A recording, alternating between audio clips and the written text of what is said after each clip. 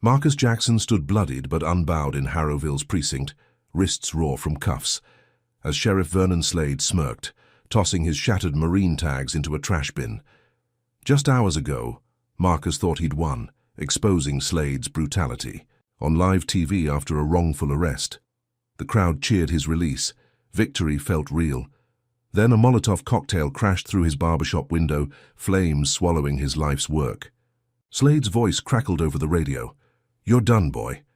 This wasn't the end Marcus expected, but the beginning of a war he'd never escape unscathed. What would Slade destroy next? Before we dive into this tale, let me know where you're watching from today. If you stand for justice against corruption, hit that like button and subscribe, because tomorrow's explosive episode is one you can't miss. Marcus Jackson cut through the muggy dusk of Harrowville, Georgia, his boots pounding the cracked pavement beneath sprawling oaks draped in Spanish moss. Sweat beaded on his brow, soaking the faded gray tank top that clung to his lean 35-year-old frame, honed by 12 years as a Marine sniper. Beside him, Titan, his German shepherd, kept pace, ears twitching at the cicada's relentless hum. Marcus's dog tag swung with each stride, a faint clink against his chest, a tether to the life he'd rebuilt after the Corps. His barbershop, Hawk's Nest, sat 3 miles back, a brick-and-mortar sanctuary where black vets swapped stories. Over clippers buzz. Tonight, though, the air felt thick with something beyond humidity, a prickling unease he couldn't shake. A sheriff's cruiser had trailed him for 3 blocks, its headlights slicing through the dimness like a predator's. Stare. He'd seen it loop twice already, tires crunching gravel with deliberate slowness. He pushed on, breath steady, eyes scanning the shadows. Harrowville wasn't kind to men like him, tall and black with a soldier's bearing, no matter how many medals he'd pinned to his chest. The town sprawled across Georgia's lowlands, a humid maze of cotton fields and clapboard houses, where Confederate flags still fluttered on porches and the law bent to the whims of men in badges. Marcus had moved here 2 years ago, lured by cheap rent and a chance to start over, but the whispers followed. Too proud, too defiant, too much trouble. He ignored them, kept his head down, built his business.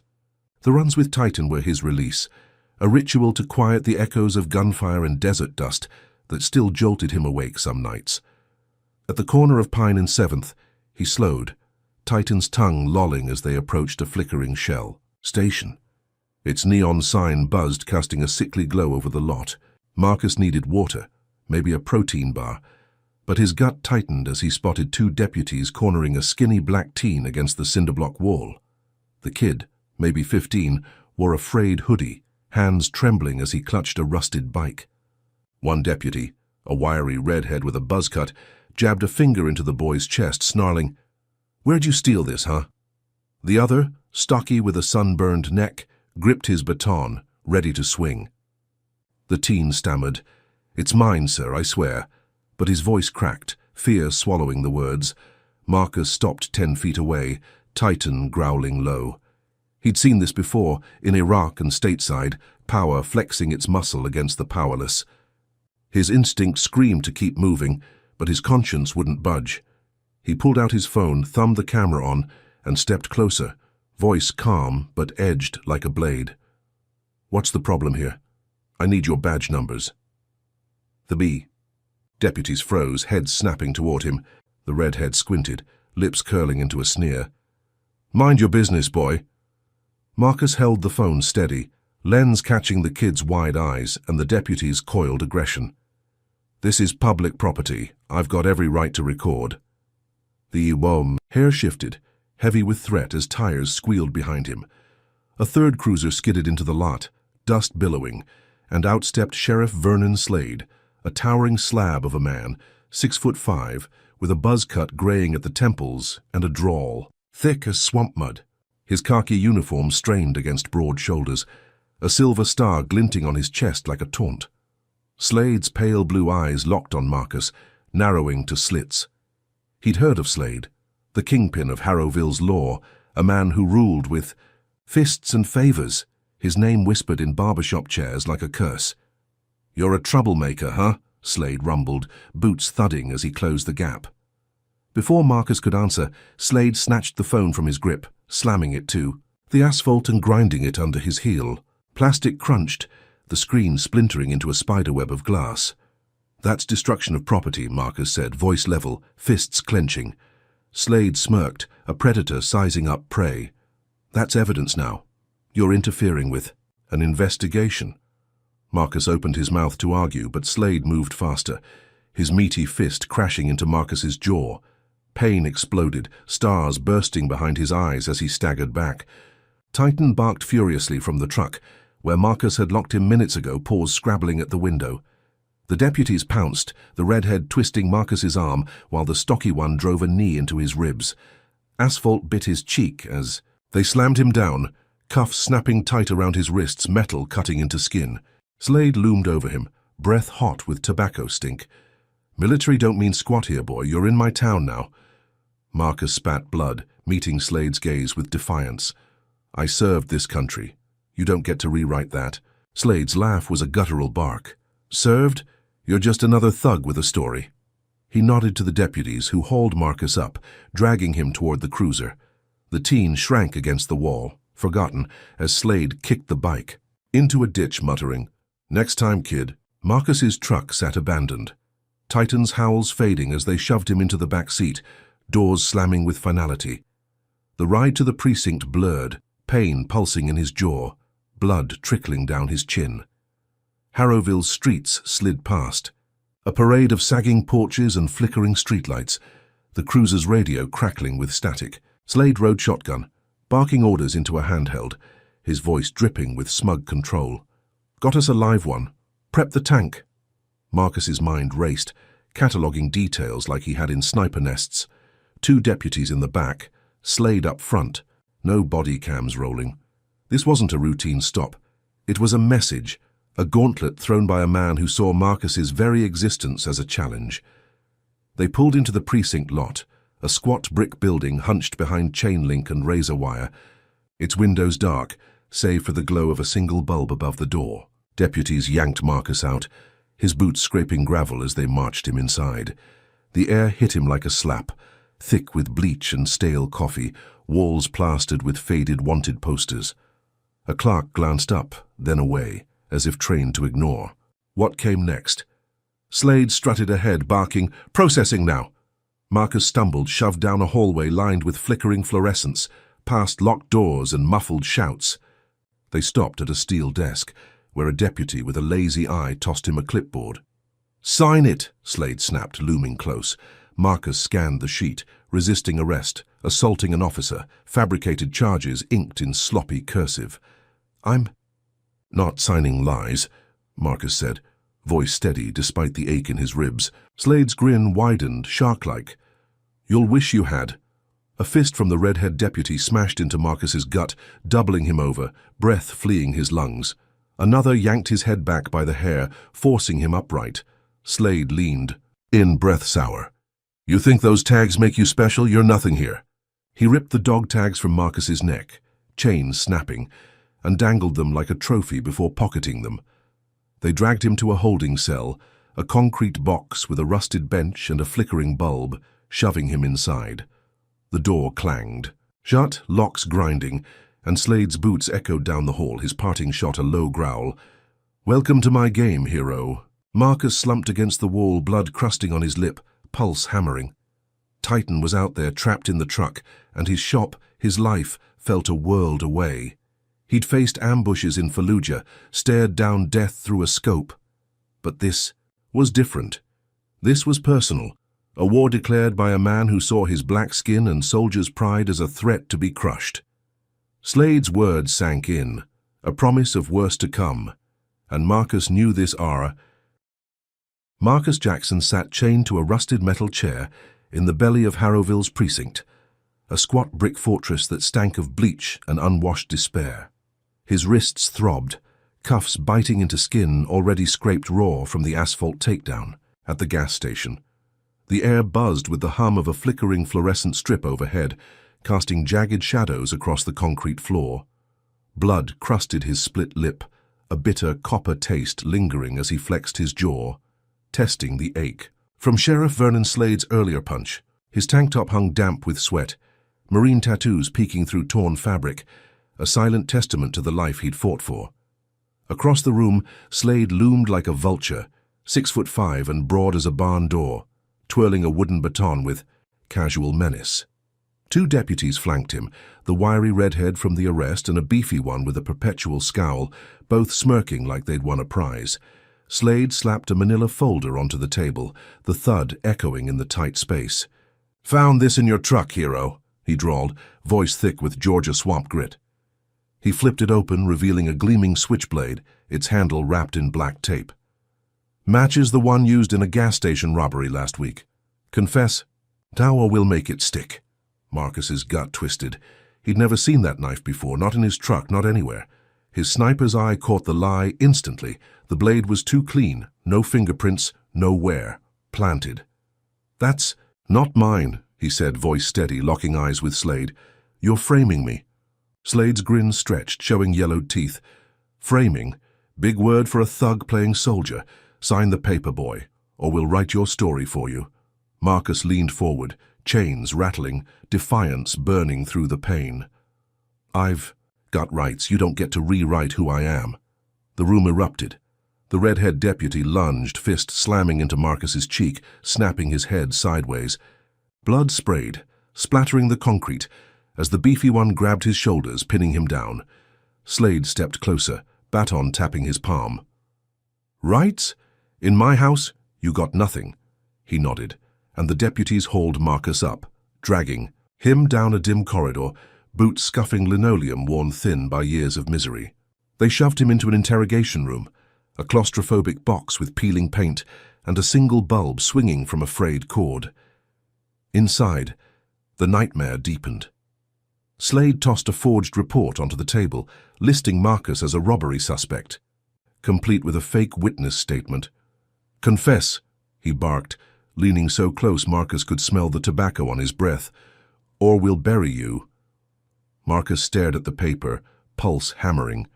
Could a man this brazen really bend the law? "So far, I'm not signing lies," he said, voice like steel despite the blood trickling down his chin. Slade's eyes glinted, a predator savoring the hunt. "Suit yourself." He snapped his fingers, and the redhead yanked Marcus's chair back, tipping it to the floor with a crash. The beefy deputy grabbed a bucket from the corner, ice water sloshing, and dumped it over Marcus's head. Cold stabbed his skin, soaking his clothes as he gasped, shivering uncontrollably. They didn't stop. Slade ordered him stripped, deputies tearing off his tank top and shorts, leaving him in boxers, goosebumps prickling across his arms. The redhead traced Marcus's marine tattoos with a mocking finger, snickering. "Oorah, huh? Bet you cried for Mommy over there." Slade chuckled, a low, guttural sound. "Heroes bleed like anyone else." They dragged him to a holding cell, a frigid concrete coffin with a rusted bench and a drain in the floor. Another bucket hit him, water pooling around his bare feet as he stumbled, teeth chattering. The door slammed shut, locks grinding, and Slade's voice echoed through the bars. "Sleep tight, boy." Hours blurred into a haze of pain and cold. Marcus huddled on the bench, knees pulled to his chest, trying to conserve heat. His mind raced. Sniper training kicking in. Assess, adapt, endure. He'd survived sandstorms and ambushes, nights where the desert wind cut like knives. This was different, a war of attrition waged by a man who saw his blackness as a crime.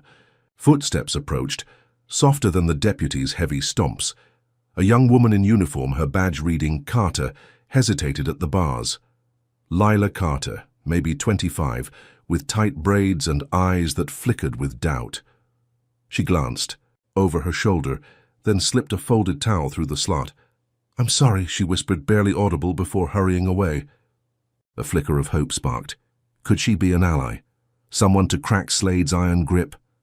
Marcus clutched the towel, drying his face, the small act of kindness a lifeline in the dark. But Slade wasn't done. By morning, a deputy tossed a newspaper, through the bars, landing with a wet slap. The headline screamed, "Veteran thug arrested in robbery spree."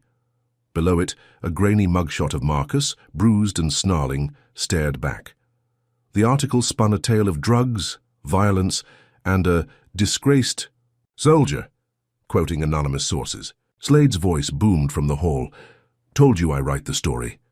Marcus's stomach sank. His phone was gone, Titan still trapped in the truck, and now Harrowville saw him as a monster. The precinct buzzed with morning shift change, deputies strutting past, some spitting at his cell, others laughing. "Should have stayed in line, boy," one muttered, kicking the bars. Marcus stood, muscles stiff, and paced the 6x8 space, mind churning. Who'd tipped Slade off to smear him this fast? How deep did this corruption run?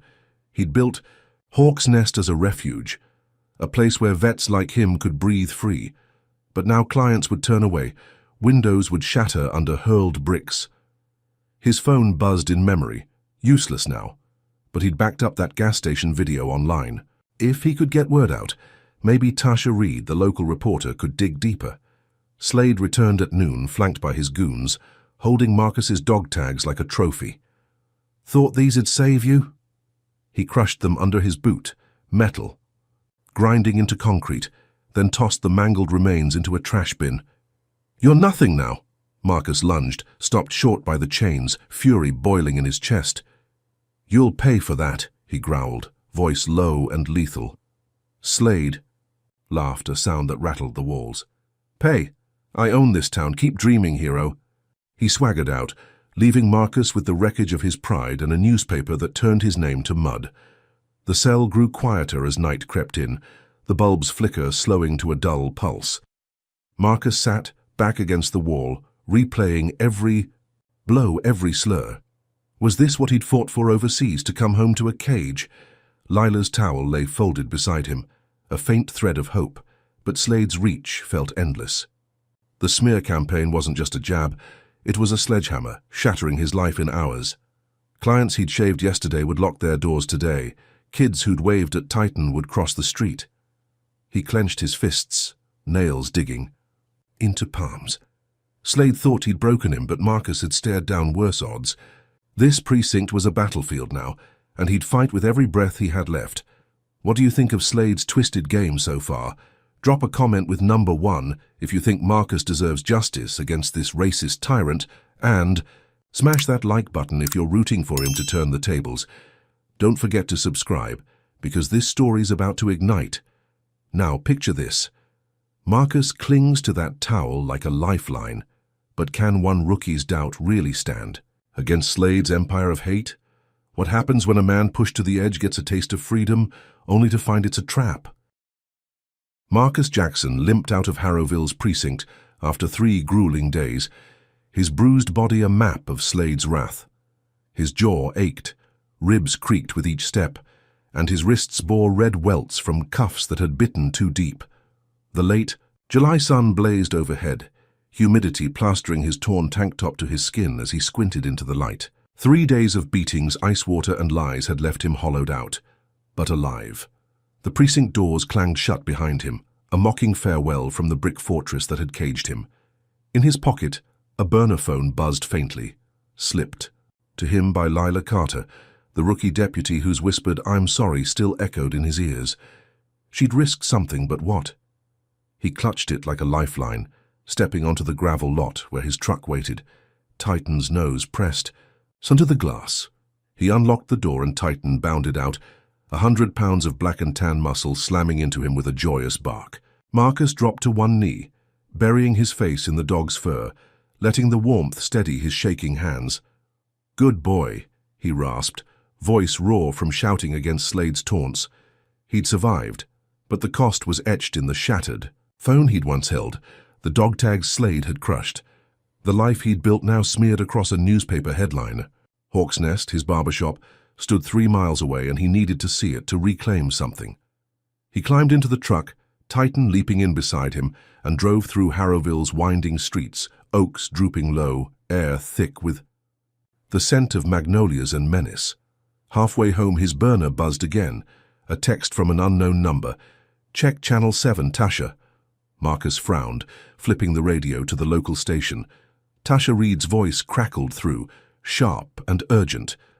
"We've got exclusive footage from a gas station altercation, showing deputies harassing a teen and arresting Marcus Jackson, a decorated Marine vet, without cause." His heart thudded. That video, the one he'd uploaded to a cloud backup before Slade smashed his phone, had made it out. Tasha went on. A source confirms the teen's bike was his, not stolen. Protests are forming outside the precinct now. Marcus pulled over, hands gripping the wheel. Could this be the break he needed? He reached Hawk's Nest by dusk, the squat brick building still standing, its neon open sign flickering. A dozen locals, mostly black vets who'd found refuge, in his chairs waited out front, fists raised. "We saw it, Hawk," said Jamal, a wiry ex-ranger with a scarred cheek. "Slade's done." Marcus nodded, throat tight as they clapped his back, promising to rebuild. For a moment victory pulsed through him, sweet and fleeting. Protests swelled downtown, chants of "Justice for Hawk" echoing off storefronts. By nightfall, the pressure hit. Slade's office caved, dropping the robbery charges, citing insufficient evidence. Marcus walked free, technically a man vindicated. He crashed at home, a shotgun shack on the edge of town. Titan curled at his feet, thinking he'd turned the tide. Then, at midnight, the world flipped.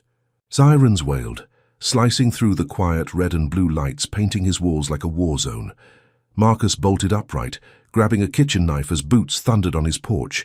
The door splintered under a battering ram, and deputies stormed. In 6 of them, led by the redhead from the gas station, his sneer wider than ever. "Anonymous tip," he barked. "Drugs in the house." They tore through everything, flipping mattresses, smashing shelves, ripping photos of Marcus's Marine squad off the walls. Titan snarled, hackles up, but Marcus whistled him back, knowing a wrong move meant a bullet. The beefy deputy emerged from the bedroom, holding baggies of white powder, grinning like he'd struck gold. "Well, look at this." Marcus's blood ran cold, planted again. "That's not mine," he growled, stepping forward, but the redhead shoved him against the wall, forearm crushing his windpipe. "Sure it ain't, dealer." They cuffed him, tighter this time, metal grinding into his welts, and dragged him outside. Neighbors peeked through blinds, faces shadowed with fear or disgust, the smear campaign's poison already spreading. Slade waited on the porch, a hulking silhouette against the cruiser's glare, his grin a slash of white in the dark. "Told." "You boy, you don't win here," he said, voice dripping with triumph. Marcus spat at his feet, earning a boot to the gut that doubled him over, breath fleeing his lungs. Back at the precinct, they threw him into the same frigid cell, concrete slick with damp. Slade swaggered in, tossing a tablet onto the bench. A news clip played, Tasha Reed's face pale as she read a revised script. New evidence suggests Marcus Jackson, previously cleared, may be linked to a drug ring. Sources say he coerced this reporter into airing false claims. Marcus's stomach plummeted. Slade had flipped her, bribed or threatened her into rewriting the story. "Cost? $25,000 to shut her up?" Slade chuckled, tapping the tablet. "Worth every penny to watch you squirm." The cell door slammed, locks grinding, and Marcus sank onto the bench, head in hands. The precinct hummed with late-night activity, deputies strutting past, some tossing insults through the bars. "Thought you'd play hero, huh?" one sneered, spitting tobacco juice that splattered near Marcus's feet. He stared at the tablet, replaying Tasha's betrayal in his mind. How much pressure had Slade applied to break her? The protests faded, replaced by pitchforks on social media, posts calling him a thug vet who'd fooled them all. Clients who'd cheered him hours ago now cancelled appointments.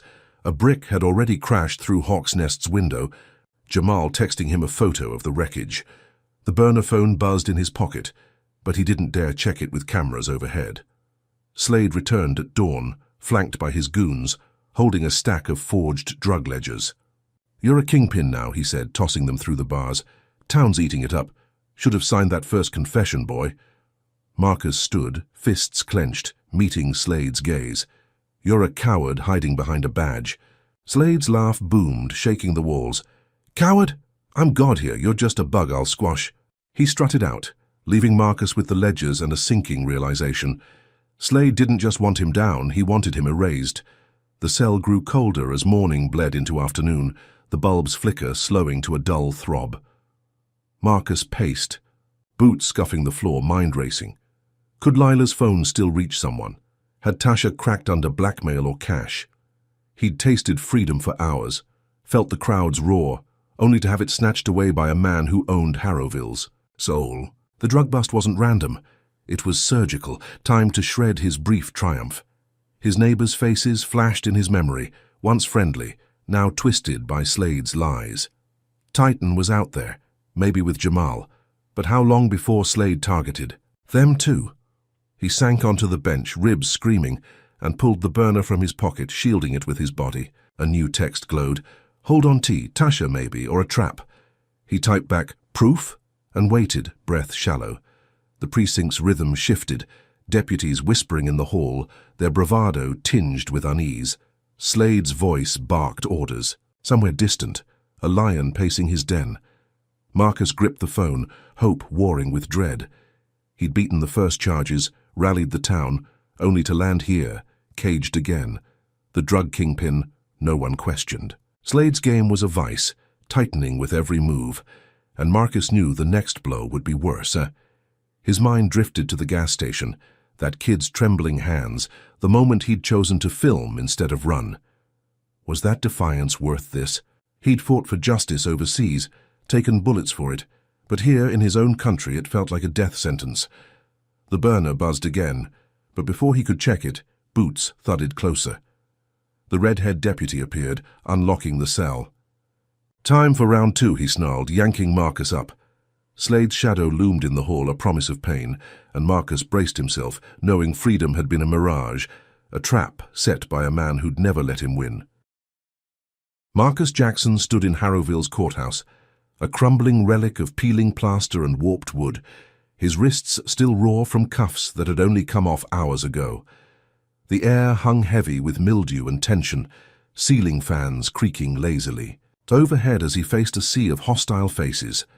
3 days back in the precinct's frigid cell had left him battered, his ribs bruised purple from Slade's goons, his lips scabbed over, but his marine posture held firm. He wore a borrowed suit, too tight across his broad shoulders. The only thing Jamal could scrounge after the drug raid trashed his home.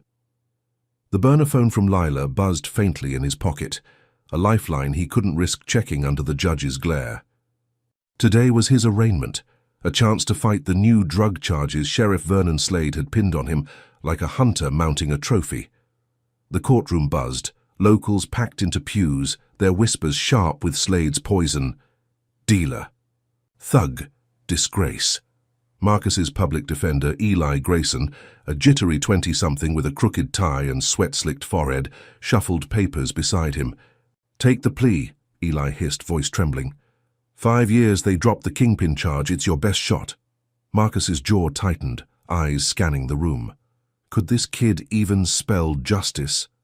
"I'm not pleading to lies," he said low and firm, his gaze locking on the judge, a paunchy white man with a buzz cut and a permanent scowl. Judge Harlan Cobb, Slade's poker buddy, radiated contempt from the bench, his gavel resting like a loaded gun.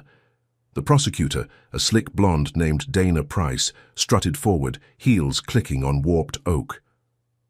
"Marcus Jackson, known felon, caught with narcotics in a residential sting," she droned, tossing forged ledgers onto the evidence table. "We request no bail, Your Honor. He's a flight risk and a danger." Marcus's pulse hammered.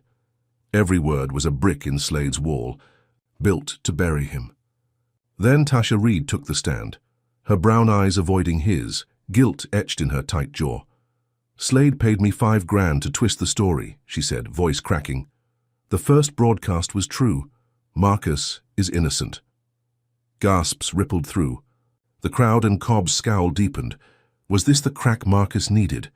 Lila Carter followed, slipping precinct logs to Eli under the table, her hands shaking. "These show the evidence was logged after his arrest," she whispered, risking everything. Eli fumbled but presented them, stammering, "Tampered records, Your Honor, my client's clean." Cobb shifted, sweat beading on his brow, his loyalty to Slade warring with the mounting proof. Marcus held his breath. Could a crooked judge bend under this pressure? "Bail set at 10,000, Cobb grunted, gavel smacking wood like a reluctant surrender. Marcus exhaled, a small vet crowd in the back cheering, fists raised. Jamal slapped down cash from a fundraiser, and Marcus walked out, free on paper, tasting victory for the first time in days.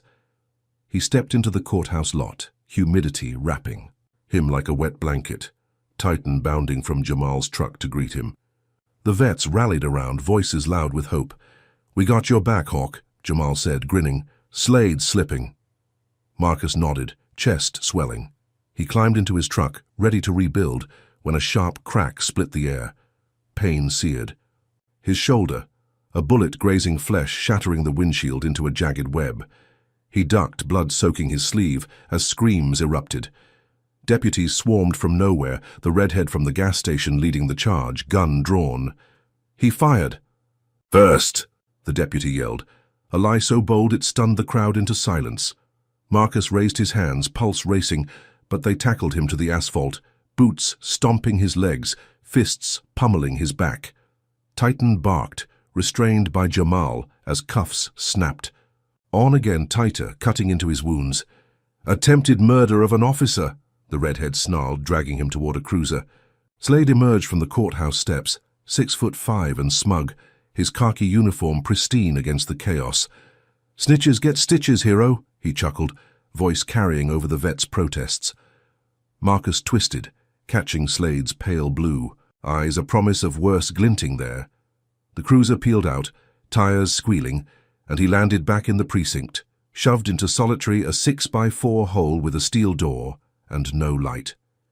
Inside, darkness swallowed him, the air stale and thick. His shoulder throbbed, blood crusting under the torn suit, but he paced, mind sharp. Slade's voice echoed through a slot. "Told you I own this town." Then a tablet slid in, glowing, with a new clip. Judge Cobb's face filled the screen, stern and rehearsed. "New evidence, a video of Mr. Jackson brandishing a firearm, reverses bail. He's a clear threat." Marcus's gut sank. Doctored footage, pixel perfect, showed him waving a gun he'd never held, time-stamped minutes ago. How had Slade pulled this off so fast? The slot slammed shut, and he sank to the floor, concrete cold against his palms. The vet's cheers faded, in his memory replaced by silence. Slade had ambushed him, turned a courtroom win into a sniper's trap. The precinct hummed beyond the door, deputies laughing, their boots a steady drumbeat of power. Marcus replayed the shot, the graze a warning. Slade could have made fatal. Why hadn't he? The answer chilled him. Slade wanted him alive, suffering, a trophy to parade. His burner buzzed, hidden in his sock, but he couldn't reach it, not with cameras overhead. Tasha's testimony, Lila's logs, all undone by a bullet and a lie. Hours stretched, the dark pressing in, his shoulder stiffening with each breath. He'd faced courts-martial overseas, stared down death in sniper nests. But this was a different beast. Slade owned the judge, the deputies, the narrative. The vets outside, brave as they were, faced threats now too. Jamal had texted about slashed tires before the signal died. Marcus clenched his fists, nails digging into skin. Could he claw back from this? The precinct's walls seemed to tighten, a tomb built by a man who saw his black defiance as a plague, to eradicate. A key scraped the lock and the beefy deputy appeared, dragging Marcus to a processing room. "You're lucky we didn't kill you out there," he grunted, shoving him into a chair. Slade swaggered in, tossing a forged warrant. "Attempted murder, plus the drugs. You're done, boy." Marcus met his gaze, voice low. "You're scared. Of me, aren't you, a black vet who won't break?" Slade's grin faltered, then hardened. "Scared? I'll bury you alive." He stormed out, leaving Marcus with the warrant and a sinking truth. Slade's system was ironclad, and this ambush was just the start. The cell door clanged shut again, solitary swallowing him whole. Marcus sat back against the wall, blood seeping through his sleeve. The courtroom had been a stage, his release a baited hook, and he'd bitten, thinking justice could touch Slade. Now, caged deeper than before, he saw the game. Every win would cost him more. His shoulder burned, a reminder of the bullet's kiss, and he wondered who'd pulled the trigger. A deputy? A hired gun? The precinct's silence mocked him, but his resolve hardened. Slade thought he'd won this round, but Marcus had survived worse. This war was far from over. So what's your take on Slade's courtroom trap? Comment number 1 if you think Marcus can outsmart this racist machine, and hit that like. Button if you're cheering for his next move. Subscribe now because this fight's about to explode. Picture Marcus in that dark cell, a sniper's bullet still echoing in his mind. What happens when a man who's dodged death before faces a sheriff who'll stop at nothing to see him bleed? Stay tuned to find out. Marcus Jackson jolted awake as the prison transport rattled over a pothole, his shoulder throbbing where the sniper's bullet had grazed him days ago. The van's steel bench bit into his bruised thighs, cuffs chaining his wrists to a bar, the metal cold and unyielding. Harrowville County Jail loomed ahead, a grey concrete slab squatting in Georgia's swampy outskirts, razor wire glinting under floodlights. Blood crusted his torn suit, the courtroom's borrowed threads now a rag marking him as prey. The precinct's solitary cell had been a preview. This was the main event. Sheriff Vernon Slade's voice still echoed from the courthouse lot. Snitches. Get stitches, hero. A promise now carved into Marcus's flesh. The van lurched to a stop, and guards yanked him out, boots sinking into mud as they marched him through Sallyport gates, Titan's absence a hollow ache in his chest. Inside, the jail reeked of sweat and rust, a cavern of clanging steel, and shouted, "Curses!" Guards in tan uniforms, Slade's puppets everyone, shoved Marcus into processing, stripping him down to boxers again, his marine tattoos drawing sneers. "Fresh meat," a guard with a pockmarked face muttered, tossing him an orange jumpsuit stained with someone else's filth. They dragged him to Gen Pop, a sprawling block of tiered cells buzzing with restless energy, and the pockmarked guard leaned close, breath sour with dip. "He's a cop killer," he announced, loud enough for every inmate to hear, then stepped back, grinning as the block erupted. Eyes turned, hard and predatory, sizing up the tall black vet with a sniper's stare. Marcus squared his shoulders, pulse steady, years of combat sharpening his senses. The first attack came fast. 3 inmates, wiry and tattooed, lunged from a corner, shivs flashing in the dim light. One slashed at his gut, a jagged blade carved from a toothbrush, but Marcus twisted, catching the wrist and snapping it with a crack. The second swung a sock stuffed with batteries, grazing his temple, but he ducked low, driving an elbow into the man's throat, dropping him gasping. The third hesitated, and Marcus floored him with a knee to the chest, blood splattering the concrete. The block watched, silent now, as he stood over them, breathing hard, knuckles split. A fragile truce settled, earned in seconds of violence. He found a perch on a rusted bunk, scanning the faces. Black, Latino, white, all hardened by this hellhole. A stocky black inmate with grey dreads sidled up, offering a nod. "Name's Jamal," he said, voice gravelly. "Heard you're a vet. Me too." "Army 03. Marcus clasped his hand, a flicker of kinship in the chaos. "Marcus, Marines," Jamal smirked. "Slade's got this place wired. Guards set you up." Marcus nodded, jaw tight. Could he trust this man? "Need to get a message." "Hout," he said low. Jamal grinned, pulling a smuggled pen from his sock. "Got a guy getting out tomorrow, write it." Marcus scrawled a note for Tasha Reed. "Slade runs the jail. Expose it." Jamal tucked it away, a promise sealed in. Ink days blurred into a grind of slop meals and guard taunts, but the note worked. Tasha's voice hit the airwaves, a radio smuggled into the block, crackling with her report. "Sources confirm Sheriff Slade controls Harrowville County Jail, staging attacks on inmates like Marcus Jackson." The DOJ took notice, a probe announced, and whispers spread through the tiers. Guards glared, their swagger shaken, and by week's end Marcus was pulled from Gen Pop, marched to protective custody, a cramped cell with a steel cot and a slit window. Freedom loomed, a faint light after the dark. He sank onto the cot, ribs aching, thinking he'd dodged Slade's blade this time. Then the world exploded. A siren wailed, deafening, as boots thundered down the hall. Cell doors clanked open. Not. Just his but dozens, a flood of orange spilling into the block. Shouts erupted, metal clashing, and Marcus bolted upright, peering through the slit. Inmates roared, fists flying, a riot tearing through the jail like wildfire. Guards stood back, smirking, as white supremacist inmates, their arms inked with swastikas, surged toward his cell, armed with pipes and shanks. "Slade's orders," one bellowed, a hulking brute with a shaved head, swinging a chain. The door burst open, and Marcus braced, marine instincts flaring. This wasn't random. It was staged. A kill squad sent to finish him. He fought like a cornered wolf, ducking a pipe that dented the wall, slamming his fist into the brute's jaw, bone crunching. Another lunged, shank slicing his gut, a hot slash of pain as blood soaked his jumpsuit. Marcus roared, grabbing the man's arm, twisting until it snapped, then hurling him into the chain swinger. The riot raged beyond, inmates clashing, guards watching with cold amusement. He stumbled, clutching the wound, blood slick between his fingers, but kept swinging, dropping 2 more before a pipe cracked his knee, buckling him to the floor. The brute loomed, chain raised, grinning. "That's for resisting," he spat, echoing Slade's taunts. Through the chaos, a guard's radio crackled, Slade's voice cutting through static. "Finish him." Marcus rolled, the chain smashing concrete where his head had been, and kicked out, toppling the brute into the wall. He crawled, vision blurring, blood pooling beneath him, toward the cot.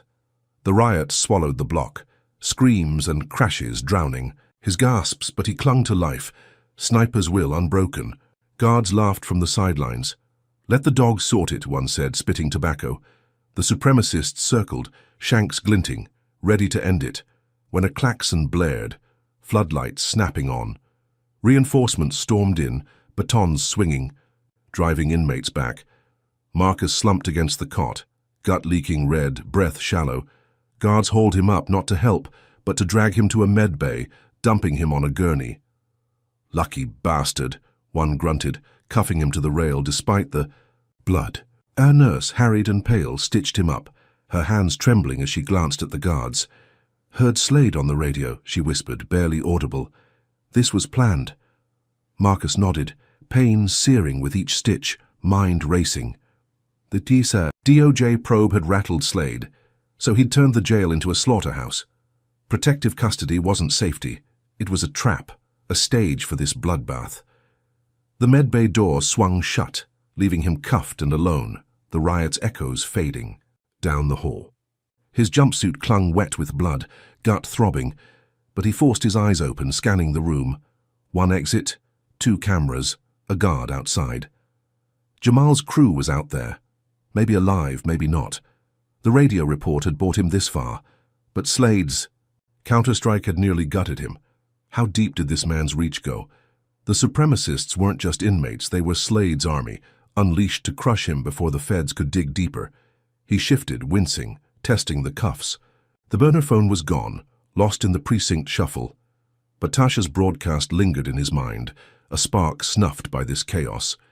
The guard's laughter outside mocked him, a reminder of Slade's grip on this hell. Could the DOJ pierce this wall of hate? Marcus had survived the shanks, the chain, the riot, but at what cost? His knee swelled, gut burned, and every breath felt borrowed. Slade wanted him dead, not just caged, and this was proof. A man who'd twist a jail into a killing floor wouldn't stop until Marcus was dust. The nurse returned, slipping him a painkiller, her eyes darting to the door. "They're moving." "You tomorrow," she murmured. "Hospital, maybe." Marcus nodded, swallowing the pill dry, pain dulling but resolve sharpening. He'd beaten the block, earned Jamal's trust, forced Slade's hand into the open, only to face this. The riot wasn't the end. It was a message, a promise of worse. Slade's voice on that radio haunted him, a ghost commanding his execution. Marcus closed his eyes, centering himself. He'd survived war zones, taken bullets for less, and he'd survived this. But Slade had no idea the fire he'd just stoked. Marcus Jackson woke to the sting of antiseptic and the clink of cuffs chaining him to a gurney in Harrowville County Jail's medbay. His gut throbbed where a shank had sliced him during the riot, stitches pulling tight under a blood-stiffened bandage. His knee ached, swollen from a pipe's brutal kiss, and his jumpsuit hung in tatters, orange fabric soaked red. The room spun, fluorescent lights buzzing overhead as he pieced together the night. Slade's voice on the radio. Finish him. The supremacist swarm. The riot's chaos. He'd survived barely, blood pooling on the cell floor, until guards dragged him here, more to gloat than save him. The nurse's whisper lingered. Hospital, maybe. A faint lifeline in this swamp of hate. A guard loomed at the door, pockmarked face twisted in a sneer, but his radio crackled, cutting through the haze. "Transfers here," a voice barked. Marcus tensed as two MPs in crisp marine greens stormed in, rifles slung, eyes hard. "Staff Sergeant Jackson?" one asked, a wiry black woman with a shaved head. He nodded, throat dry. "Colonel Regina Voss sent us. You're coming with." The guard protested, hand on his baton, but the MPs brushed him aside, uncuffing Marcus with practiced efficiency. Regina Voss, his old CO from Fallujah, now a Pentagon brass with a reputation for breaking corrupt spines. Could she really pull him from this pit? They hauled him to a Humvee, his stitched gut screaming with each jolt, and sped through Harrowville's muggy dawn, cicadas shrieking from the pines. The MPs said little, but the woman, Corporal Hayes, handed him a water bottle, her gaze softening. "Voss saw your note on the news. DOJ's sniffing around Slade." Marcus gulped the water, mind racing. Tasha's broadcast had reached beyond Georgia, piercing the Pentagon's radar. At a military hospital 30 miles out, white walls and sterile air replaced the jail's stench. Doctors stitched him proper, x-rayed his knee, and Voss arrived, a stocky 50-something with grey streaks in her buzz cut and a stare that could melt steel. "Slade's a disease," she said, pacing the room, her boots clicking on tile. "Your message hit my desk. I've got MPs digging into Harrowville now." Marcus sat up, wincing, hope flickering. "He's got the jail, the precinct, the judge," he rasped. "Won't stop till I'm dead." Voss nodded, grim. "We're suspending his guards, pulling you out. Pentagon's watching." She squeezed his shoulder, a rare warmth from the woman who'd once chewed him out for a misaimed shot. Crowds rallied outside, vets and locals chanting his name. "Hawk lives," through the window. Tasha aired a follow-up. "Pentagon intervenes in vet's wrongful arrest." And Marcus exhaled, thinking he'd finally caught a break. He slept that night. Titan curled beside him. Jamal had smuggled the dog to the hospital, a dreamless rest after weeks of hell. The MPs stood guard, a buffer against Slade's reach, and Voss vowed justice, her inquiry rippling through Harrowville. Slade's goons were sidelined, their smirks wiped clean by military oversight. Marcus woke to sunlight streaming through blinds, a tray of real food, eggs, bacon, not jail slop, waiting by his bed. Could this be the turning point? He flexed his bandaged knee, pain dulled by meds, and dared to believe the war might tilt his way. Then the room erupted. A deafening boom shook the walls, glass shattering inward, flames licking the ceiling as a bomb detonated under his bed. Marcus dove, tackling Titan to the floor, debris raining on his back. An MP screamed, her leg torn off, blood pooling fast, her rifle clattering uselessly. Alarms wailed, smoke choking the air, and Marcus crawled, gut stitches popping, dragging. Titan through the chaos. The second MP yanked him up, shouting, "Move!" They stumbled into the hall, fire spreading, patients fleeing in panic. The dead MP's name tag glinted in the wreckage. Hayes, the one who'd given him water. Outside, sirens howled as medics swarmed, but Slade's deputy, the beefy one with the scowl, stood by a news van, grinning for cameras. "Jackson rigged it," he lied, voice booming over the chaos. "Vet gone rogue killed one of ours." Marcus froze, smoke stinging his eyes, as the crowd's chants twisted to gasps. TVs in the triage tent blared the clip, the deputy's smug face paired with grainy footage of Marcus's hospital door, doctored to show him tinkering with wires. Evidence vanished in the blaze, Voss's files, MP logs, torched to ash. The surviving MP cursed, "Slade's covering tracks." But Pentagon brass recalled them, spooked by the blast. Marcus was cuffed again, wrists raw, dragged back to jail despite his bleeding gut. The hospital's safety a memory. Slade visited, a hulking shadow in the medbay's dim light, tossing a charred marine patch at his feet, its eagle and globe, blackened. "Pentagon can't save you, boy," he sneered, breath hot with triumph. "You're a terrorist now." Marcus lunged, stopped by chains, fury boiling. "You're a dead man walking," he growled, voice low and lethal. Slade chuckled, boots thudding out, leaving Marcus with the patch and a jail cell colder than before. The block buzzed with whispers, inmates eyeing him warily, The cop killer label, now bomber too. Guards strutted past, spitting at his bars, their taunts sharper. "Thought you'd run to Mommy Pentagon," one laughed, kicking the steel. Marcus sat back against the wall, blood seeping through his reopened stitches, mind churning. How had Slade planted a bomb that fast? The MPs were gone, Voss reined in by Brass, and Tasha's voice silenced, her station airing Slade's spin. Instead, Titan was safe with Jamal, but for how long? He replayed the blast, Hayes's scream echoing in his skull. Slade hadn't just struck, he'd obliterated Marcus's shield, turning a military lifeline into a death trap. The crowd's hope, the vet's fists all drowned in smoke and lies. His knee swelled, gut burned, but he forced himself upright, pacing the cell's 6 feet. Could Voss regroup? The Pentagon had flexed, only to flinch at Slade's counterpunch. Marcus gripped the charred patch, its edges crumbling in his fist. A relic of the corps he'd bled for, now a taunt from a man who'd killed to keep him down. A guard tossed a newspaper through the bars, headline screaming, "Veteran terrorist bombs hospital, kills Marine." Marcus's mugshot glared back, bruised and snarling. A monster Slade had sculpted. The article spun a tale of PTSD, revenge, a disgraced soldier unhinged. His stomach sank. Clients who'd rallied, neighbors who'd waved, would lock their doors now, seeing a killer where a vet once stood.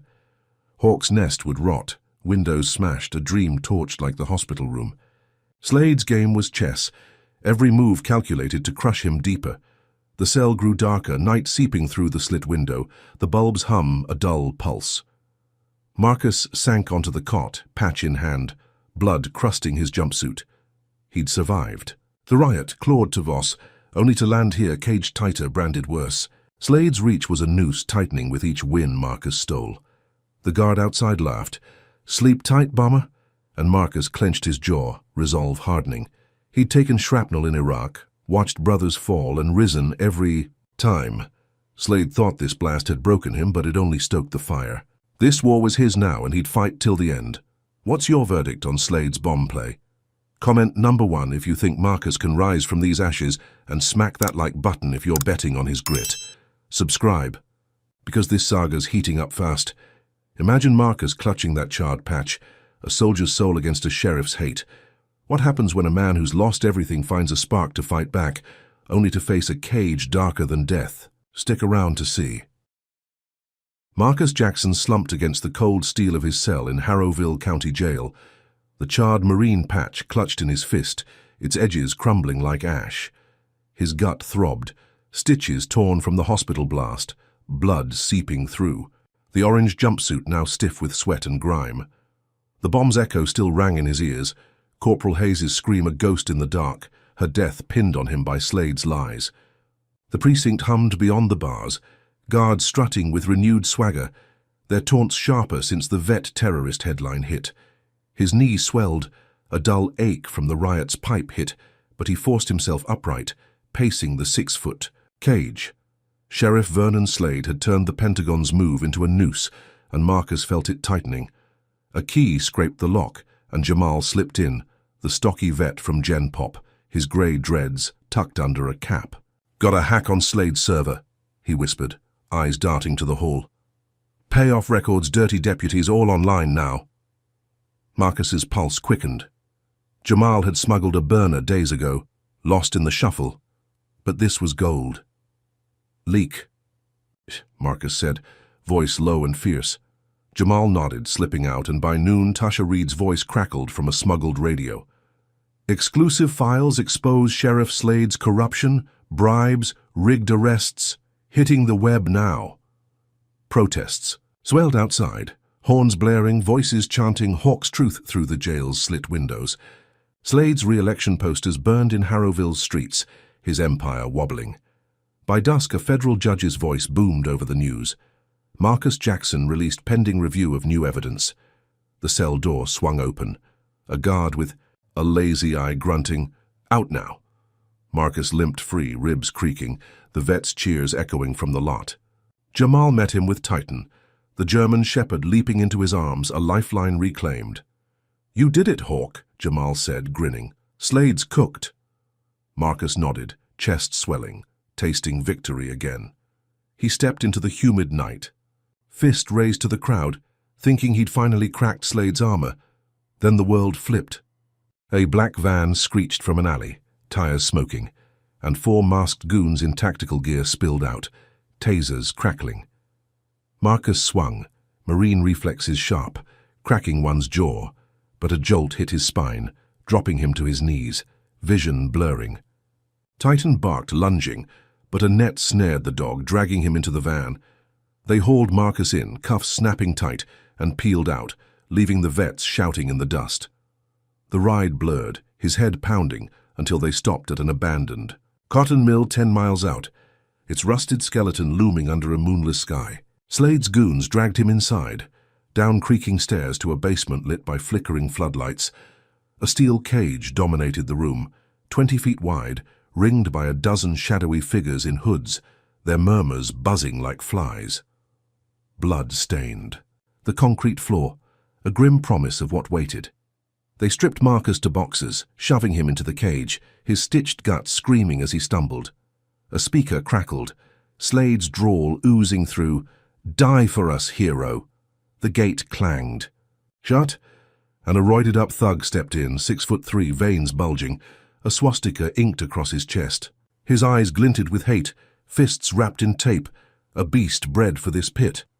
Marcus squared up, blood dripping from his reopened wound, knowing this was no random brawl. It was Slade's dark web circus, a death match streamed for sick bets. The thug charged, a freight train of muscle swinging a haymaker that grazed Marcus's cheek, splitting skin. Marcus ducked, driving a fist into the man's ribs, bone crunching, but the thug roared, unfazed, slamming him against the bars. Steel bit his spine, pain exploding as the crowd cheered, their phones glowing, capturing every blow. Marcus twisted free, blood slicking his hands, and landed a knee to the thug's groin, staggering him. Could he outlast this monster? He circled, breath ragged, sniper's focus narrowing the chaos to this one target. The thug lunged again, tape-wrapped knuckles smashing Marcus's jaw, stars bursting behind his eyes. He hit the ground, concrete cold, tasting copper as blood pooled. The thug loomed, grinning. "Slade says night-night, boy," but Marcus rolled, sweeping the man's legs, toppling him with a thud. He pounced, locking an arm around the thug's thick neck, squeezing with every ounce of marine grit. The crowd booed, fists pounding the cage, as the thug thrashed, veins popping, face purpling. Marcus tightened, muscles burning, until the man's eyes rolled back, body slumping limp. A sickening crack echoed as he twisted harder, snapping the neck, silence falling like a guillotine. He stood, chest heaving, blood dripping from his gut. The thug's corpse sprawled at his feet. The crowd froze, phones lowering, Slade's voice absent from the speaker. Marcus had won, defied the script, but victory lasted seconds. A match flared outside the cage, and a goon tossed it into a pile of rags soaked in gas. Flames erupted, racing up the mill's dry beams, heat searing Marcus's skin as he pounded the locked gate. "Burn him!" a hood shouted, and the crowd bolted, leaving him caged in a growing inferno. Smoke choked his lungs, fire licking the bars, and Slade's voice crackled again. "Gang hideout bust, hero! You're the ashes now!" Marcus coughed, eyes streaming, scanning the cage. The thug's body lay near a rusted seam, a weak spot in the steel. He kicked, boots slamming metal, pain ripping through his knee until the seam buckled, a narrow gap opening. Flames roared closer, wood popping overhead as he squeezed through, gut tearing on jagged edges, blood slicking the floor. He stumbled into the basement, fire chasing him, and found a shattered window, glass crunching underfoot. He dove, rolling. On to damp earth as the mill blazed behind him, a funeral pyre Slade meant for him. He crawled, lungs burning, into a swamp edging the mill, reeds swallowing his tracks. Mud coated his boxers, blood mixing with muck as he hid, chest heaving. The van was gone, Titan with it, a fresh wound in his soul. Sirens wailed in the distance, Slade's deputies no doubt spinning the gang-bust lie. He'd beaten the thug, defied the cage, only to lose everything again. His gut bled, knee pulsed, but he forced himself deeper into the swamp, water lapping his thighs, resolve hardening. Slade thought fire would end him, but Marcus was a ghost now, a marine forged in worse hells. The mill's glow faded behind him, smoke curling into the night, a beacon of Slade's wrath. He sank against a cypress, catching his breath, mind racing. Jamal's leak had freed him, forced Slade's hand. But this was the counterstrike, a spectacle to break him, streamed for the world to cheer his death. Titan's absence gnawed, a loyal soldier stolen by a coward's game. Could he find him? The swamp buzzed, frogs croaking, a shroud hiding him from Slade's eyes. He'd won the fight, turned the cage into a grave for Slade's thug, but the cost was steep. His fingers dug into the mud, blood staining the water red. The vet's cheers, the judge's ruling, all torched in Slade's inferno. He'd exposed the payoffs, rattled the sheriff, only to land here, hunted, half dead, a fugitive. In his own land, Slade's voice haunted him. "You're the ashes now," a taunt that fueled his fire. He'd survived Iraq, taken bullets for less, and he'd survived this. The mill burned on, a signal to Harrowville that Slade still ruled, but Marcus wasn't. Done. This war was his crucible, and he'd rise from it one way or another. Marcus Jackson crouched in the swamp's murky embrace, Reed slicing his bare legs as the cotton mill blazed a half-mile back, its fiery glow painting the Georgia night in hues of hell. Mud coated his boxers, blood oozing from his torn gut where jagged cage steel had ripped him open, escaping Slade's trap. His knee pulsed, swollen and stiff from the riot, and his jaw ached from the thug's tape-wrapped fists. The air stank of rot and smoke, cicadas buzzing a frantic chorus as he pressed deeper into the mire, water lapping his thighs. Titan was gone, snatched by Slade's goons in that black van, a wound deeper than the one bleeding red into the swamp. The mill's collapse echoed, a thunderous crash signaling Sheriff Vernon Slade's latest attempt to bury him. But Marcus had clawed out, a ghost refusing to die. He sank against a gnarled cypress, chest heaving, mud sucking at his boots. The fight replayed in his skull, the swastika-inked thug's neck snapping under his grip, the crowd's boos, the flames swallowing the cage. Jamal's leak had freed him, crashed Slade's campaign, but this was the sheriff's answer, a dark, web deathmatch turned funeral pyre. Footsteps sloshed nearby and Marcus tensed, sniper's instincts flaring.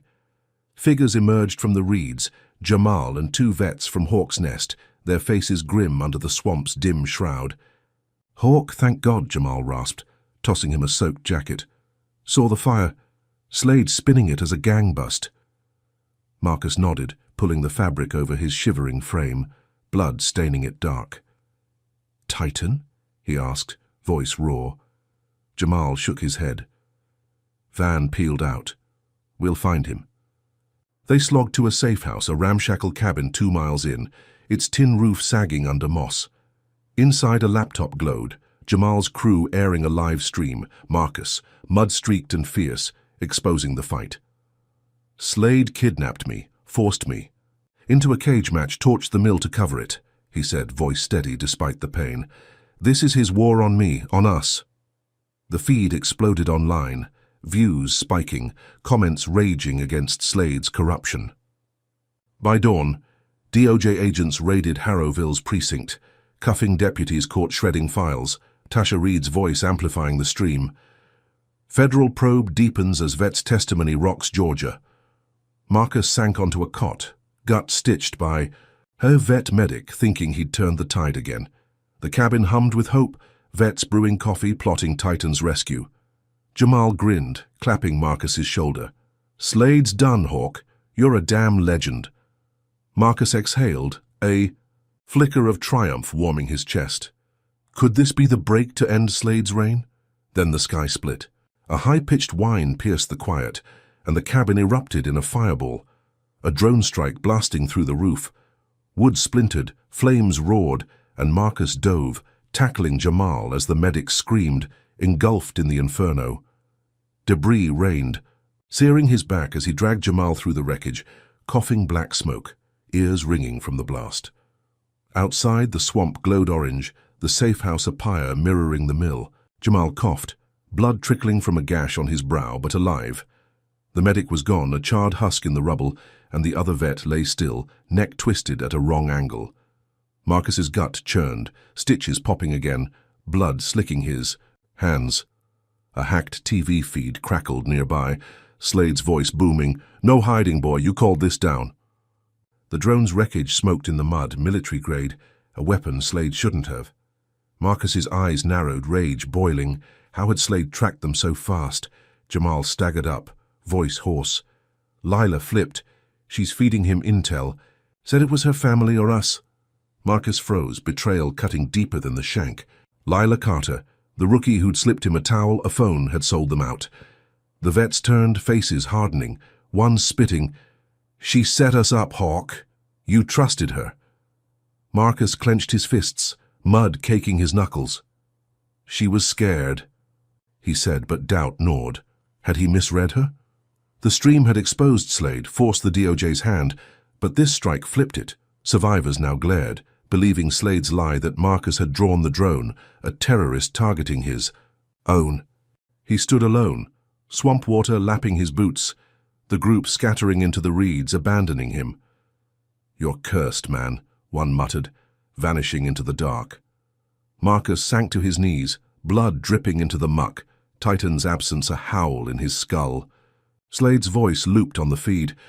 "You're the ashes now, a taunt from the mill reborn in this blast." The DOJ raid meant nothing if Slade wielded tech like this. Drones, bombs, a war machine fueled by hate. His gut bled, knee buckled, but he forced himself up, staggering deeper into the swamp. A hunted ghost with no allies left. The night stretched, frogs croaking a mocking dirge as he waded through chest-deep water, reeds slashing his arms. The mill fire, the hospital bomb, now this. Slade's strikes grew bolder, deadlier, each win Marcus clawed undone by a worse blow. He'd snapped a neck, escaped a blaze, only to lose Jamal's crew, Titan, everything. Could he fight? Alone. The swamp hid him, but Slade's reach was a shadow stretching beyond Harrowville, military-grade and untouchable. His fingers brushed the jacket's pocket, finding a cracked burner Jamal had slipped him before the strike. One bar of signal flickered, a lifeline in the mire. He typed a text. "Slade's got drones, help," and sent it to Tasha, praying it reached her. The mill's ashes, the safe house's ruin. Slade wasn't just a sheriff, he was a warlord, and Marcus was his prey. The vet's betrayal stung, Lila's flip a knife in his back, but he'd faced worse odds in Fallujah, scoped enemies through sandstorms. He sank against a tree, mud swallowing his boots, blood staining the water red. Slade thought this strike had broken him, but Marcus breathed, a Marine forged in fire, ready to rise again. This war was his crucible, and he'd burn it down if he had to. What do you make of Marcus's swamp fight? Comment number 1 if you think he's still got the grit to take Slade down, and hit that like button if you're rooting for this ghost to haunt his enemy. Subscribe now because this tale's about to twist harder. Picture Marcus in that muck, blood and betrayal soaking him through. What happens when a lone soldier, stripped of everything, finds out the Pentagon's watching? Again, only to face a blast that shakes the nation. Stay locked in to see. Marcus Jackson waded through the swamp's black water, mud sucking at his boots, blood seeping from his torn gut where the drone strike had ripped his stitches wide. The safe house's fiery ruin glowed faintly behind him, a second pyre in Slade's. War, its smoke curling into Georgia's dawn like a signal of his defeat. His knee throbbed, swollen and stiff, and his boxers clung wet with muck, the vet jacket Jamal had given him now a tattered shroud. Titan's absence gnawed, a loyal soldier stolen by Slade's goons, and the betrayal of Lila and the vets cut deeper than the shrapnel in his back. Alone, he sank against a cypress, the burner phone's single bar flickering as Tasha's reply buzzed. "Pentagon's on it. Hold tight." Could they really reach him here in this mire of hate? Hours later, rotors thumped overhead, a Marine chopper slicing through the haze. Ropes dropped, and MPs rappelled down, their greens crisp against the swamp's rot. "Jackson," a burly sergeant barked, rifle slung. Marcus nodded, staggering upright, blood dripping into the water. They hauled him aboard, blades churning mud as they lifted off, Harrowville shrinking below. At a base 50 miles out, Colonel Regina Voss waited, her grey-streaked buzzcut glinting under hangar lights, fury etched in her lined face. "Slade's," Drone hit my radar, she growled, pacing. Bastard's gone too far. Marcus slumped in a chair, a medic patching his gut, painkillers dulling the fire. He's got military tech, he rasped.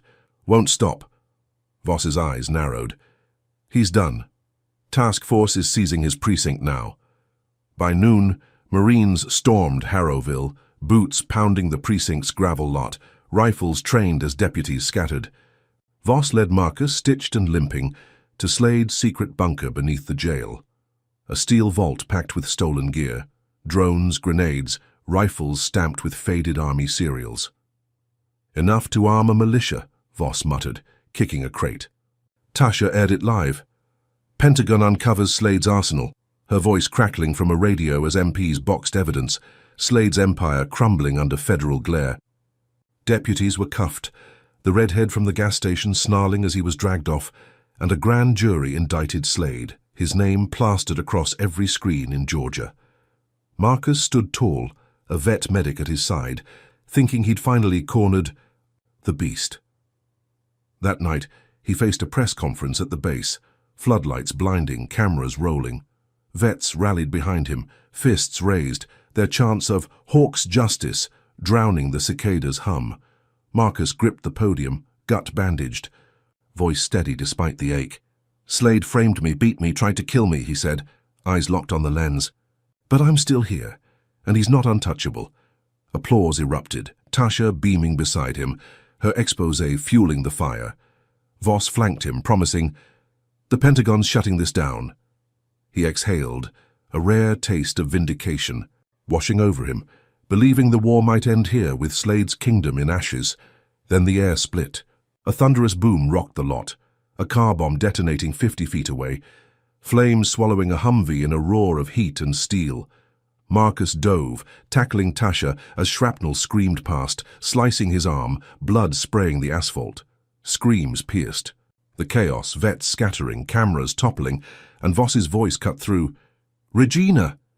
She lay sprawled, chest torn open, grey eyes staring blank at the sky.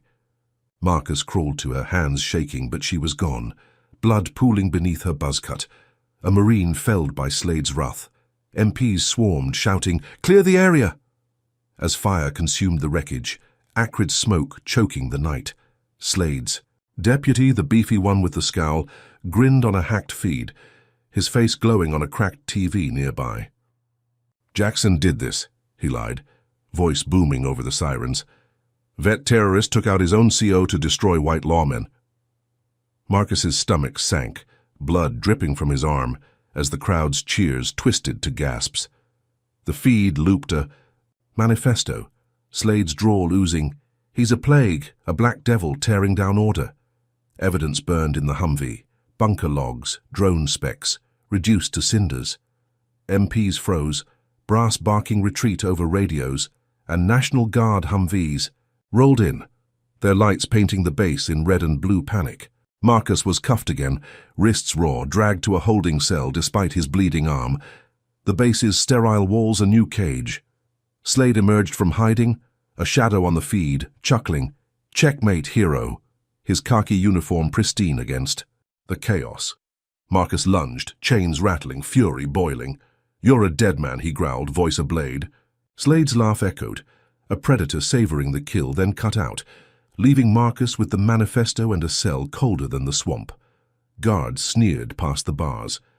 "Terrorist trash," one spat, kicking the steel, their bravado reborn in Slade's strike. The cell buzzed with static, a radio crackling nearby. Tasha's voice silenced, replaced by Slade's spin. "Pentagon reels as vet bomber kills Colonel Voss." Marcus sank against the wall, blood crusting his sleeve, mind racing. How had Slade rigged a bomb that fast? The bunker raid, the indictment, hours of triumph torched in seconds. Vets who'd cheered now doubted, their texts to Jamal. Safe. With Titan turning frantic. Did Hawk do it? The guard's presence meant martial law, Harrowville locked down, Slade's chaos spilling beyond its borders. His arm throbbed, gut ached, but he forced himself upright, pacing the tight space. He replayed the blast, Voss's blank stare haunting him, a sister in arms, lost to Slade's hate. The task force had flexed, seized the precinct, only to flinch. At this counterpunch, Slade wasn't just a sheriff, he was a warlord, turning Marcus's every move into a trap. Could the Pentagon regroup without Voss? Her death wasn't just a blow, it was a message, a gauntlet thrown to break him. The cell's slit window showed dawn creeping in, grey and heavy, a world tilting against him. He'd exposed the arsenal, rallied the nation only to land here caged deeper, branded a killer of his own. A guard tossed a newspaper through the bars, headline screaming, "Vet terrorist bombs base, kills Pentagon brass." His mugshot glared back, bruised and snarling. A monster Slade had sculpted anew. The article spun a tale of revenge, a disgraced soldier, unhinged by PTSD, Voss his victim. Marcus's stomach churned. Neighbors who'd waved, clients who'd rallied would bar their doors now, seeing a traitor where a vet once stood. Hawk's nest would rot, Titan's fate a question mark gnawing his soul. Slade's game was a vice, each win tightening the screws. The cell grew quieter, guards' taunts fading as shifts changed, leaving Marcus with the paper and a sinking truth. Slade owned the narrative, the chaos, the war. His arm bled. A steady drip on the concrete, and he pressed the bandage, pain sharpening his focus. He'd survived the drone, the cage, only to lose Voss, the one shield he'd trusted. The guard outside meant Slade's reach had grown, a shadow stretching beyond Harrowville to the nation. Could he claw back from this abyss? The precinct's fall, the bunker's exposure, all undone by a bomb and a lie. He sank onto the cot, blood staining the steel, replaying Slade's checkmate. The manifesto looped in his mind, a racist hymn to crush him, turning black defiance into a national threat. He'd fought in deserts, taken shrapnel for less, and risen every time. Slade thought this blast had buried him, but Marcus breathed. A Marine forged in fire, resolve hardening. This war was his now, and he'd fight till the end, even if it meant burning it all down. Marcus Jackson sat shackled in a federal cell at the military base, the steel cot cold against his bruised spine, blood crusted on his arm where shrapnel from the car bomb had sliced him open. His gut ached, stitches torn anew in the chaos that claimed Colonel Voss, her lifeless eyes still burned into his skull. The cell's sterile walls mocked him, a pristine cage after the swamp's muck, the hospital's blaze, and the precinct's hell. Slade's manifesto looped on a cracked TV outside. He's a black devil tearing down order, a racist hymn turning Marcus's defiance into a national scare. The base buzzed with National Guard boots, their presence a heavy shroud over Harrowville, locking it down after the bomb. Titan's absence gnawed, a loyal soldier lost to Slade's war, and Marcus gripped the cot's edge, resolve flickering but unbowed. By noon, Tasha Reed's voice cut through the static, her latest expose blasting nationwide. Leaked files tie Sheriff Slade to a racist militia, decades of corruption exposed. Marcus's burner message from the swamp had sparked it, her tenacity amplifying his fight. Protests erupted coast to coast, vets marching in D.C., chants of "Justice for Hawk" shaking city streets. The Pentagon called a hearing, brass hauling. Marcus from his cell, cuffs clanking as MPs marched him to a chopper. His arm throbbed, blood seeping through the bandage, but he stood tall, Marine bearing intact, flown to a marble-walled chamber in Virginia. Generals grilled him, Tasha's. Evidence, bunker logs, drone specs projected on screens clearing his name. "Slade's a terrorist, not me," he said, voice steady. And the panel nodded, releasing him, a free man on paper. He landed back in Harrowville by dusk, a hero hailed on every channel, vets and locals swarming the base gates, fists raised. Tasha met him, her brown eyes fierce, handing him a mic for a live TV interview. Floodlights glared, cameras rolled, and Marcus faced the nation, his stitched gut hidden under a borrowed jacket, blood still damp on his sleeve. Slade framed. "Me bombed my CO, runs a militia to kill black vets like me," he said, words cutting through the humid air. "But I'm still standing, and he's not invincible." Cheers erupted, a roar shaking the pines, Tasha beaming as her feed spiked, millions watching. Victory pulsed, sweet and sharp, Slade's empire cracking under the spotlight. Then the air snapped. A rifle's crack split the night. a sniper's bullet slamming into Marcus's chest inches from his heart, hurling him back onto the asphalt.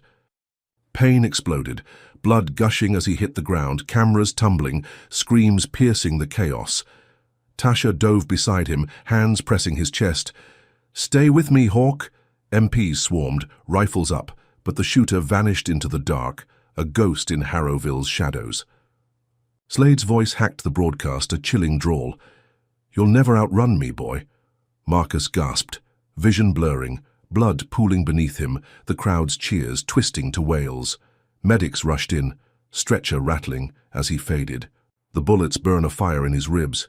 He woke in ICU, tubes snaking from his chest, a ventilator hissing life into him.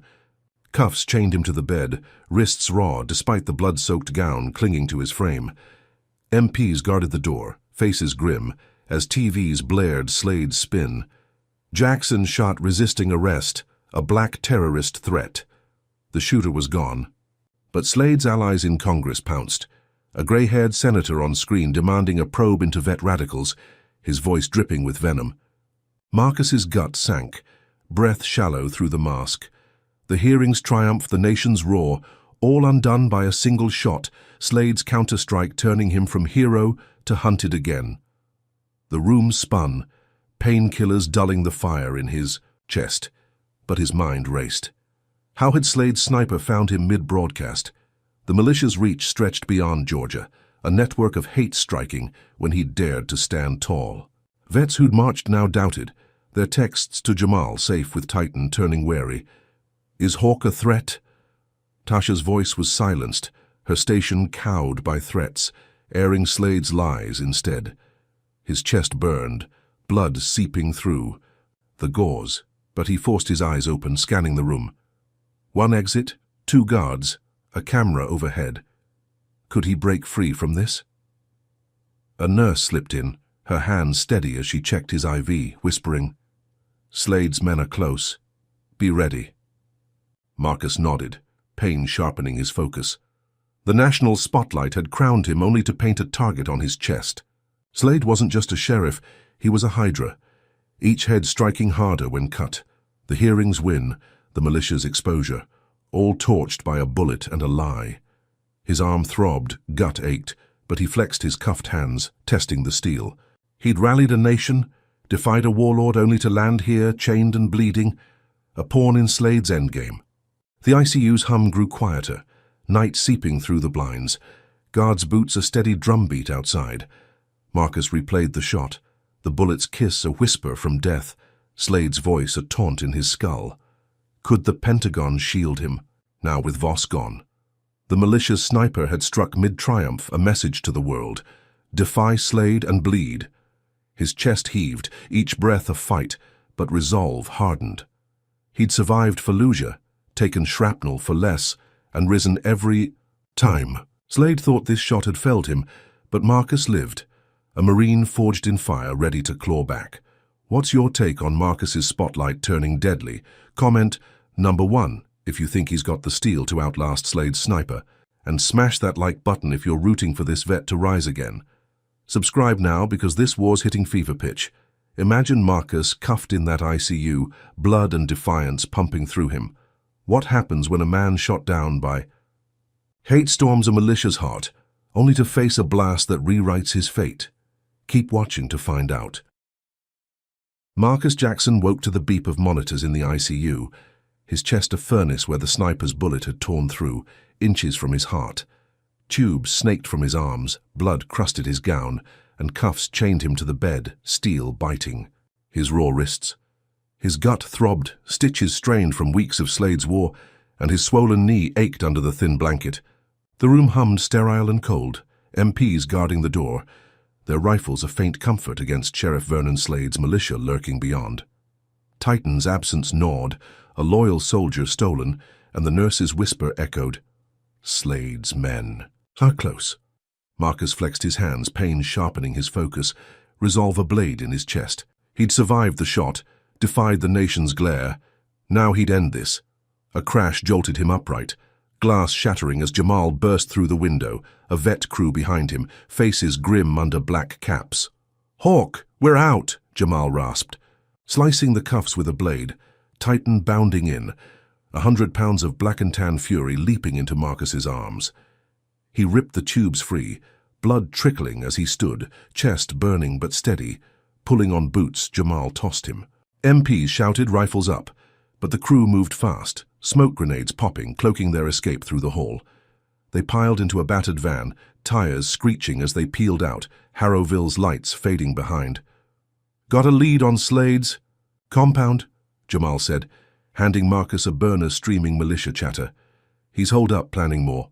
The ride blurred, Marcus clutching Titan, chest throbbing with each bump, tracking Slade to a militia stronghold 10 miles north, a fortified sprawl of bunkers and razor wire nestled in Georgia's pines.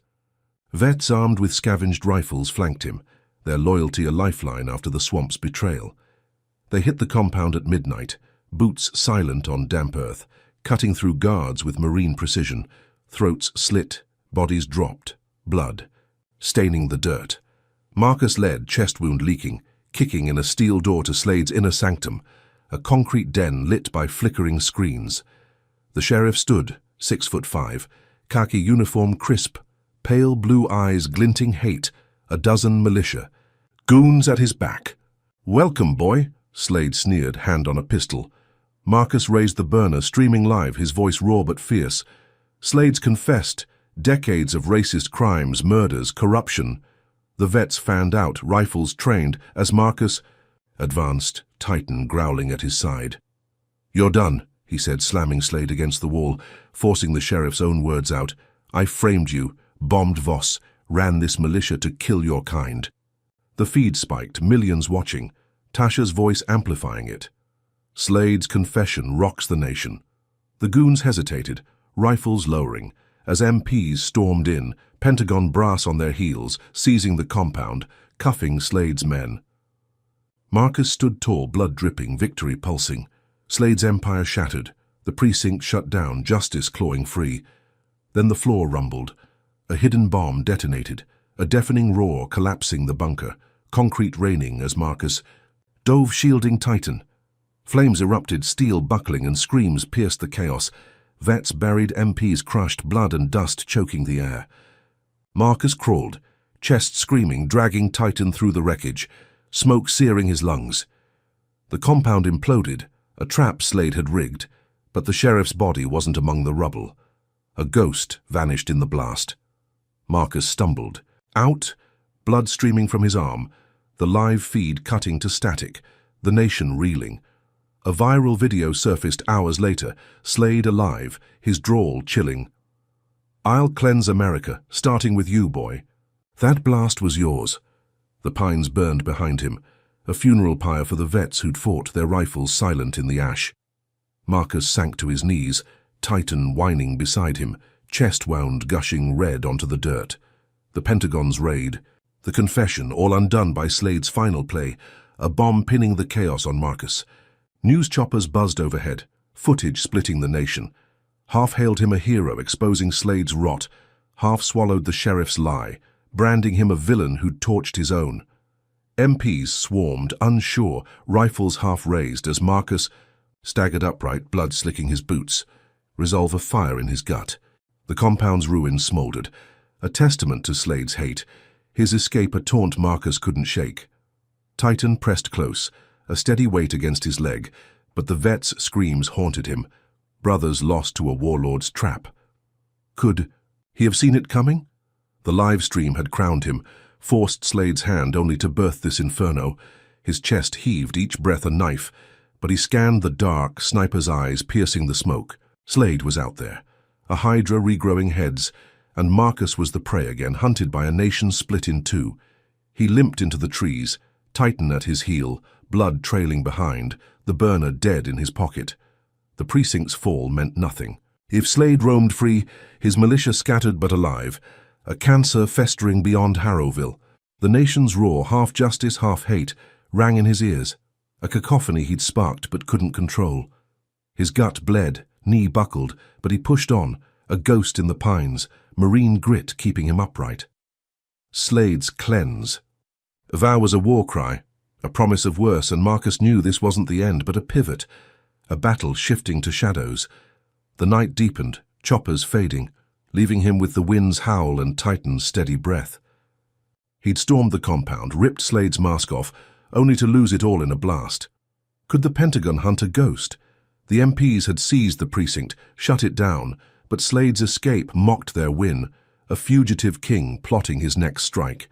Marcus sank against a trunk, blood soaking the earth, replaying Slade's sneer, the bomb's roar. He'd defied death in cages, swamps, ICUs, and risen every time. Slade thought this trap had buried him, but Marcus lived, a soldier forged in, fire ready to strike back. Marcus Jackson staggered through Atlanta's shadowed streets, 3 weeks after the compound's collapse, his chest a throbbing knot where the sniper's bullet had scarred him. Blood crusted his stolen hoodie, gut stitches frayed from the bomb's chaos, and his swollen knee creaked with each step. Titan padded beside him, a silent sentinel, his black and tan fur matted from days on the run.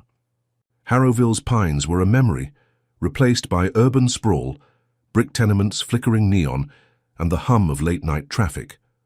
Slade's viral vow, "I'll cleanse America," looped on every screen, a racist war cry splitting the nation, half hunting Marcus as a villain, half hailing him as a hero.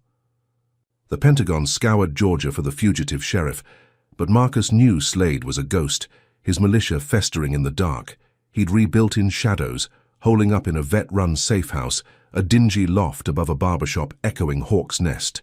Jamal had survived the blast, rallying a small crew. Ex-rangers, grunts, snipers like him, armed with scavenged rifles and a burning need to end Slade. Marcus gripped a burner, streaming a final broadcast from the loft, his voice raw but steady. "Slade's alive, his confession was real, and I'll prove it." The feed spiked, millions watching, vets marching nationwide, their chants a thunderous echo of his fight. Tasha amplified it. "Jackson's call reignites justice," her voice a lifeline piercing Slade's lies. Marcus exhaled, chest wound, pulsing, believing he'd lit the fuse to finish this war. Then the twist struck. A text buzzed from Lila Carter, the rookie who'd betrayed him in the swamp. "I'm in. Slade's at a lab, north side. Tonight." Marcus froze, her words a gamble, redemption or trap. Jamal scowled. "She sold us out once." But Marcus nodded, gut instinct overriding doubt. "She's our shot." They rolled out, a 5-man crew with Titan piling into a rusted van, weaving through Atlanta's back roads to a squat industrial complex, its smokestacks dark against the moon. Lila met them at a chain-link gate, braids tight, eyes haunted, a pistol trembling in her hand. "He's inside, planning something big," she whispered, leading them through shadows to a steel door. They breached it, boots silent, rifles up, Titan growling low. The lab stank of chemicals, vats bubbling under dim lights, militia goons patrolling in hazmat suits. Slade stood at a console, 6'5", khaki uniform swapped for black tactical gear, pale blue eyes glinting as he barked. "Orders, load the canisters now." Marcus raised the burner, streaming live. "Slade's here alive with a weapon." The crew fanned out, dropping guards with suppressed shots, blood pooling on tile, until Marcus faced Slade, Titan snarling at his heel. "It's over," he said, slamming the sheriff against a vat, forcing a confession. "I rigged the bomb, ran the militia, built this to kill your kind." The feed exploded, the nation watching, Tasha's voice booming. Slade's endgame exposed. Then Lila moved. She spun, pistol flashing, and fired point-blank into Slade's chest, a red bloom spreading as he crumpled, eyes wide with shock. "For Marcus," she whispered, hands shaking, her betrayal reversed in a single shot. The goons froze, rifles clattering, as MPs stormed in, Pentagon brass on their tail, cuffing survivors, seizing the lab. Marcus stood over Slade's body, blood dripping from his own wounds, victory pulsing, until a hiss erupted. A canister at Slade's console cracked, green mist spilling, a bioweapon unleashed as his final act. "Targeted black neighborhoods," a goon gasped, cuffed and pale. "His last cleanse." Panic erupted, vets coughing, MPs shouting, "Evacuate!" Marcus grabbed Titan, chest screaming, and led a desperate exodus, shoving through doors as mist thickened, burning his throat. Atlanta's streets blurred, sirens wailing as he rallied survivors, vets, locals, anyone breathing, directing them to buses, vans, anything with wheels. "Move now!" he roared, blood soaking his hoodie, guiding thousands from the labs. Radius a ghost shepherding life through chaos. The mist spread. A silent killer Slade had loosed, but Marcus's crew held, evacuating block after block, saving lives as the nation watched, his stream cutting out in the scramble. By dawn, Atlanta's outskirts stood quiet, evacuees safe 50 miles out. The lab sealed by hazmat teams, Slade's body bagged, his bioweapon contained, but not before it claimed hundreds in Harrowville's black enclaves, a final scar of his hate. Marcus sank against a tree, Titan at his side, chest heaving, blood pooling beneath him. The Pentagon hunted the militia's remnants, Tasha's voice honoring the evacuation. Jackson's stand saved thousands, but he vanished, slipping into the pines with Titan, a fugitive legend dubbed the Ghost Marine. Hunted by some, revered by others, he left no trace. His war ending in shadow, a soldier forged in fire fading from sight. The nation reeled, Slade's death a victory, his bioweapon a wound. Harrowville mourned, its precinct a memory, shut down by the Pentagon's iron fist, but Marcus's legacy split the soul, hero to the oppressed, villain to the fearful. Titan's steady breath anchored him, the only constant in a life torched by Slade's hate. Could he ever rest? The lab's mist, the compound's ash, the sniper's scar, all marked a war he'd won but lost, a price paid in blood and ghosts. He'd defied cages, bombs, bullets, and risen every time, only to disappear. A myth born from the wreckage. The pines whispered, Atlanta's skyline fading, as Marcus limped into the unknown, hoodie shadowing his face, Titan's ears twitching at the wind. Slade was dead. Lila's shot a twist he'd never foreseen, but the bioweapon's toll haunted him, a genocide he'd slowed but couldn't stop. The nation's split, half justice, half hate, rang in his ears, a cacophony he'd sparked and left behind. His chest burned, gut bled, but he moved on, a Marine unbowed, his fight etched into history as the Ghost Marine, hunted yet revered, a shadow carrying the weight of a war that never truly ended. Marcus Jackson's journey through Harrowville's crucible reveals profound truths about resilience, justice, and the cost of standing against systemic evil. His story teaches us that courage isn't just surviving bullets or bombs, it's facing a world that brands you a villain for your skin and still rising to fight. Marcus, a black Marine veteran, endured wrongful arrests, beatings, and a racist sheriff's relentless war, yet he never broke. His defiance against Sheriff Vernon, Slade's corruption shows that one voice, amplified by truth, can topple empires, even when the odds seem insurmountable. The Pentagon's intervention and Slade's downfall underscore the power of collective action. When communities rally, systems tremble. But the lessons cut deeper. Lila Carter's betrayal and redemption highlight the complexity of human choice. Under pressure, fear can turn allies into foes, yet guilt can forge unlikely heroes. Slade's bioweapon, targeting black lives, exposes the chilling depth of racial hatred, a reminder that evil doesn't die quietly. It lashes out, leaving scars. Marcus's final act, evacuating thousands before vanishing as the Ghost Marine, teaches sacrifice. Victory often demands everything, leaving legends in its wake. His story warns that justice is a battle, not a gift, and its price is paid in blood, loss, and unrelenting will. What can we take forward? Stand firm, even when the world turns against you. Speak out, because silence feeds corruption. And recognize that change, though hard-won, ripples beyond one man's fight. So what do you think? Can one person's courage still shift a nation's course today? Drop a comment with your take. Hit that like button if Marcus's grit inspires you, and subscribe for more tales of justice's edge. Share this if you believe truth can outlast hate. Thanks for joining this journey. May you find strength to face your own battles and hope to see them through.